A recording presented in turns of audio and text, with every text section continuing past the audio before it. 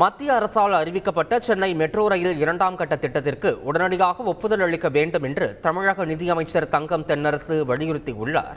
பட்ஜெட்டில் இடம்பெற வேண்டிய அம்சங்கள் தொடர்பாக மாநில நிதியமைச்சர்களுடன் மத்திய நிதியமைச்சர் நிர்மலா சீதாராமன் ஆலோசனை மேற்கொண்டார்.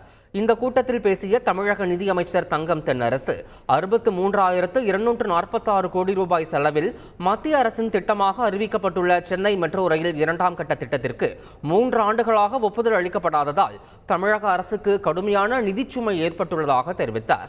இதற்கான செலவுகளை தமிழக அரசு மேற்கொண்டு வரும் நிலையில் இத்திட்டத்திற்கு உடனடியாக ஒப்புதல் அளித்து பட்ஜெட்டில் போதுமான நிதி ஒதுக்க தெரிவித்தார்.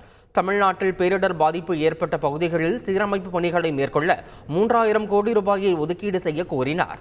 மத்திய அரசு நிதியுதவி வழங்கும் திட்டங்களில் குறைந்தபட்சம் 50% பங்களிப்பை வழங்க வேண்டும் எனவும் தெரிவித்தார். செய்திகளை உடனுக்குடன் தெரிந்து கொள்ள உடனே சப்ஸ்கிரைப் பண்ணுங்க.